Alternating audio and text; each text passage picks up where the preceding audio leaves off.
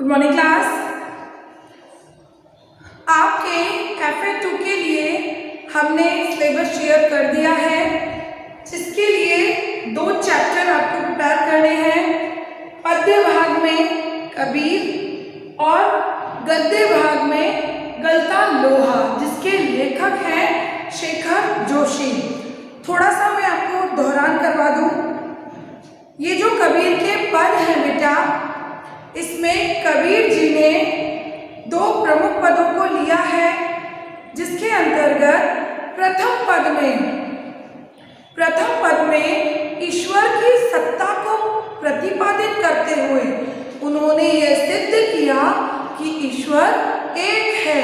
हम कितने भी तर्क दें, परंतु समस्त सृष्टि में एक ही पवन, एक ही ज्योति, वायु और वो परम पिता परमेश्वर ईश्वर भी एक है, ये उन्होंने प्रतिपादित किया।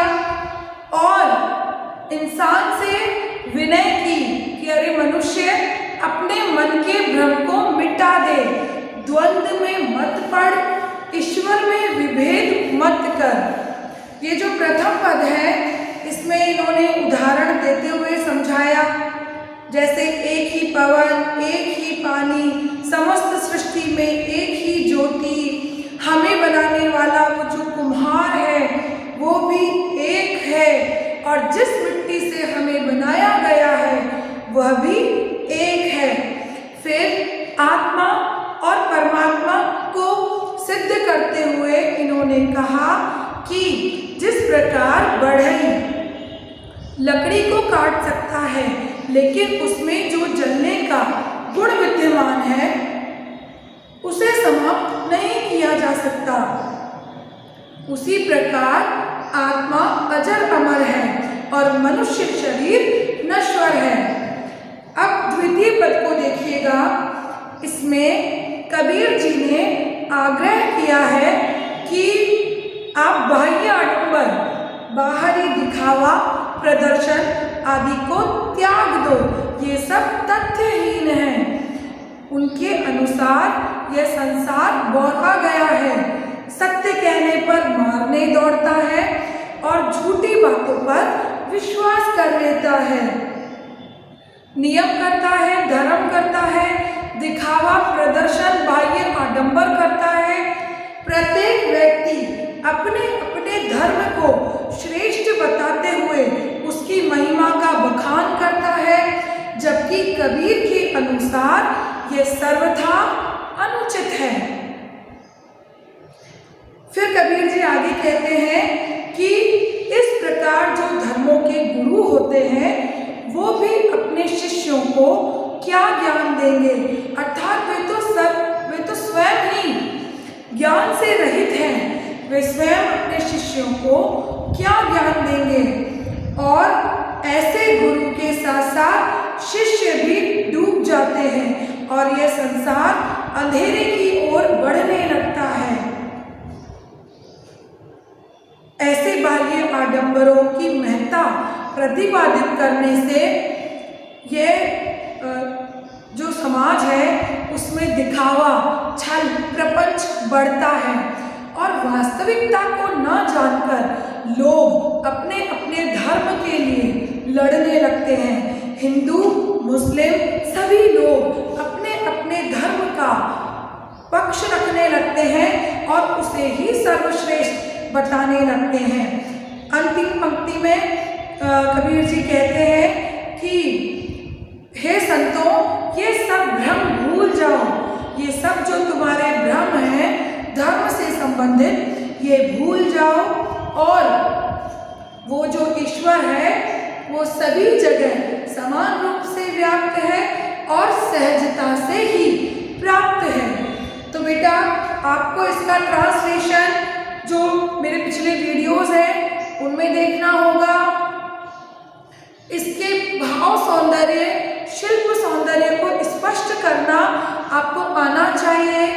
भाव सौंदर्य के अंतर्गत हम उन बातों को रखते हैं जिनमें, जैसे कबीर जी ने अपने पहले पद में क्या क्या भाव व्यक्त किए हैं और द्वितीय पद में किन किन बातों को सामने रखा है, वो बात अपने भाव सौंदर्य में आती हैं और शिल्प सौंदर्य के अंतर्गत यह समाहित किया जाता है कि इसकी रचना में क्या क्या प्रयोग किया गया।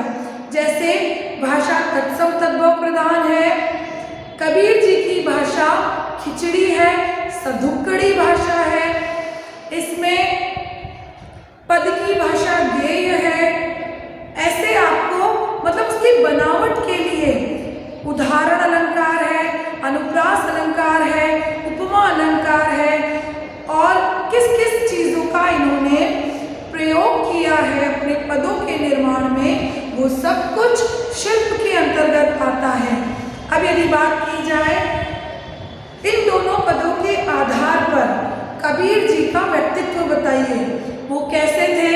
बेबाक अपनी बात रखने वाले, दृढ़ निश्चयी, निडर, साहसी, पंथ निरपेक्ष, ये सब उनके चरित्र के गुण हो गए। और कबीर ईश्वर एक है ये प्रतिपादित करने के लिए उन्होंने क्या क्या तर्क दिए आप सभी जानते हैं। एक ही पवन है, एक ही वायु है, समस्त सृष्टि में एक ही ज्योति व्याप्त है। और तो और उन्होंने कहा कि हमें बनाने वाला कुम्हार और हमारी मिट्टी भी एक ही है। तो इस प्रकार इसके क्वेश्चन आंसर्स बहुत सरल है, आपको इनको करना है। जो नहीं समझ आए आप पूछिएगा। और ये जो हमारा पाठ है गलता लोहा, जिसके लेखक शेखर जोशी हैं, इसके दो प्रमुख पात्र थे मोहन और धनराम।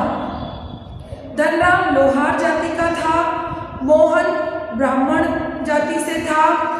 मोहन पढ़ने में बहुत ही होशियार था। उनके विद्यालय के गुरुजी हमेशा मास्टर त्रिलोकचंद हमेशा कहा करते थे कि मोहन एक दिन विद्यालय का नाम रोशन करेगा। लोग धनराम ने जल्दी पढ़ाई छोड़ दी और मोहन ने जैसे तैसे अपनी जो प्राथमिक शिक्षा थी वो अपने गांव में पूरी की। उसके बाद उसे दूसरे गांव पढ़ने जाना पड़ा। उसके बाद उनके ही गांव के रहने वाले एक युवक रमेश के यहाँ लखनऊ में उसे पढ़ने भेज दिया। वहाँ वो पढ़ाई तो नहीं कर पाया, लेकिन वो अन्य कामों में व्यस्त हो गया।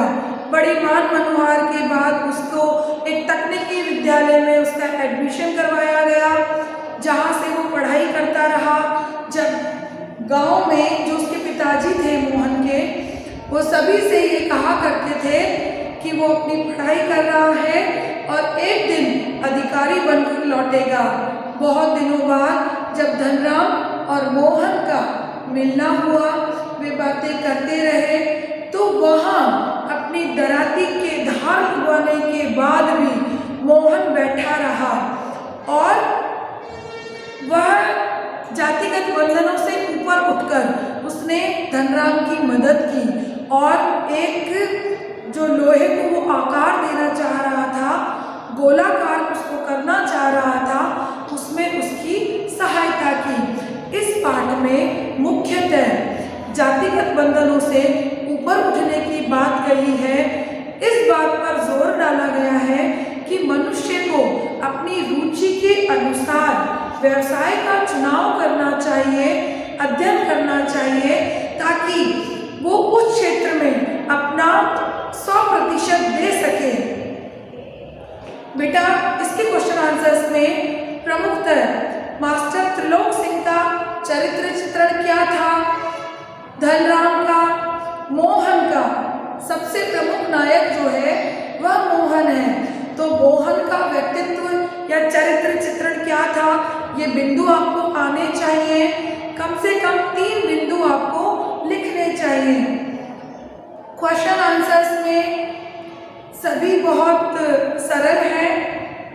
आपको पंक्तियों का आशय समझा दिया गया है। एक बार आप YouTube पर जाकर फिर से इस चैप्टर की वीडियोस देख लें। कोई क्वेश्चन या बात समझ नहीं आ रही हो तो ग्रुप में शेयर करें। मिलेंगे अगली क्लास में, तब तक के लिए धन्यवाद।